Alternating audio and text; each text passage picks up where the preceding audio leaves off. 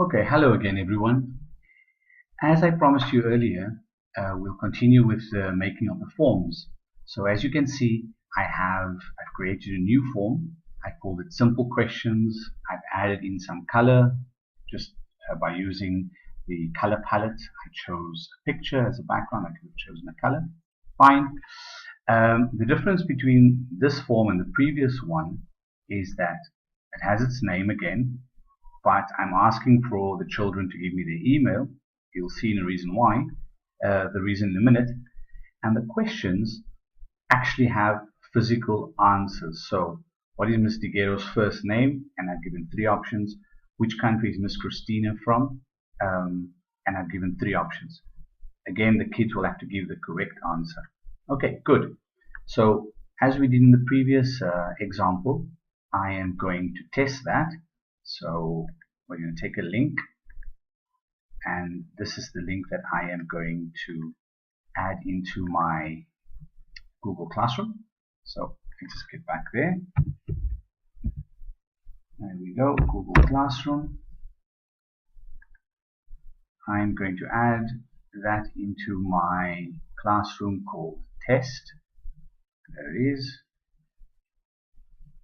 So we are going to make an announcement.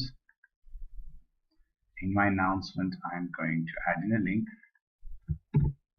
There it is. Add it. Good.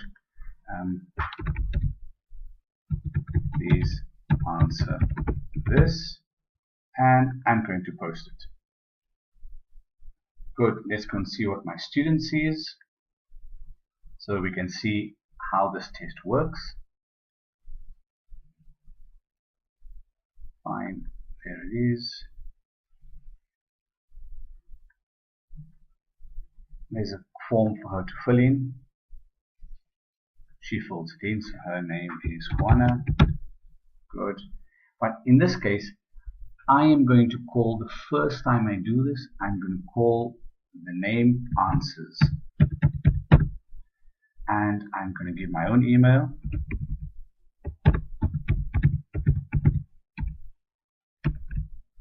georges.org.ar. And now I'm going to complete the test with the correct answers, because I'm going to use this to mark the tests. So Lucila is called Lucila, and Christina comes from Canada, and I'm going to submit that. Fine, done. So let's close that. And now you'll notice that a response has come in. So if I click on responses, I'll be able to see that someone by the name of Answers with that email address has answered Lucila as the correct answer, and Christina comes from Canada. Okay, so what happens now? Now I use this button over here, and I'm going to create a spreadsheet. And automatically it calls it by the same name, and it calls it responses. Yes, I would like to create that. Good. It now goes into my Google Docs, and there you can see it has a spreadsheet with the answers. Okay, now for the next step, I'm going to go to add-ons, and you'll notice I have this thing here called Flubaroo. These are installed on all the machines in second cycle in the classrooms. And what it does, it's a piece of software that automatically corrects the tests for me. So if I enable Flubaroo for this test, okay, it has been enabled, good. So I can go back here and I can now grade the assignment.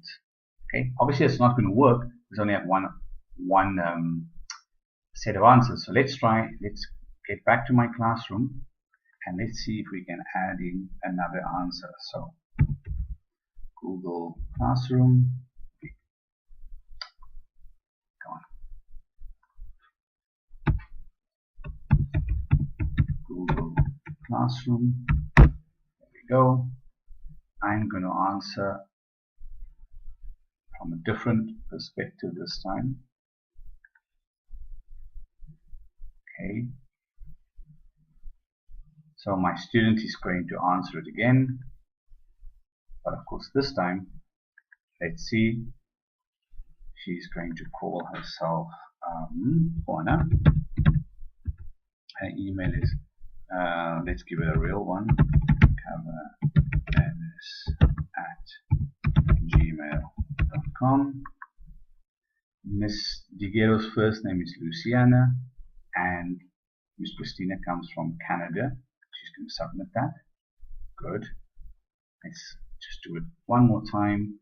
So this time her name is going to be Juan, and her email is going to be cavanillis@gmail.com.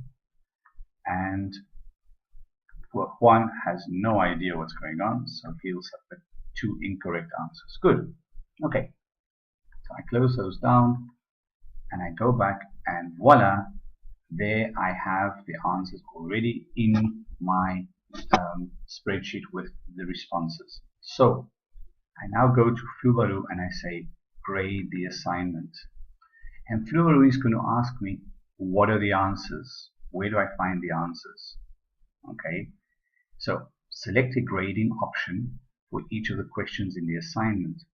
Okay, so I want to say the student's first name, we want to give normal grading.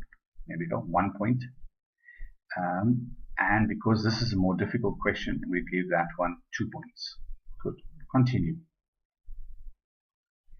The next thing it says to me is, of all the submissions you already have, which one is the answer key? And that's why I called it answers. So we're going to say use that one as the answer key. Continue. And now it is grading my assignment. And there you can see it is done. It tells me a new worksheet called grades. Let's have a look, see down there. It tells me that Juana scored 2 points. She had submitted the test once and got 66.67%. Okay, and she got that question correct and the first question incorrect. And Juan got them both incorrect, and so on. So there I have the test graded as well. What else I can do with this? I can go back to Fluvaroo and say, let's share the grades. In other words, we are now going to email them to the users. Okay, Fluvaroo is going to ask me how I want to share them. There we go. Email the questions to the email and say, I can include the answers and say, study harder next time, guys.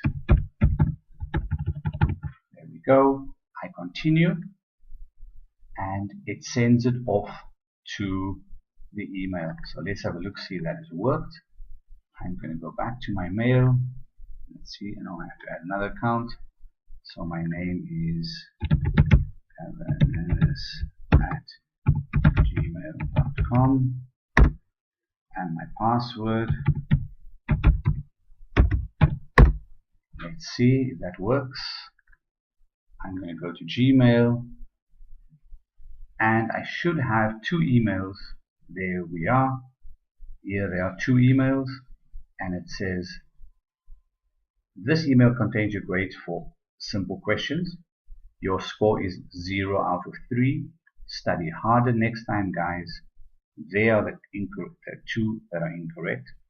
In the case of the other student, she got 2 out of 3, 66%. 1 was incorrect, 1 was correct. Okay, and there I've created a test that marks itself and tells the students what they've scored. Easy.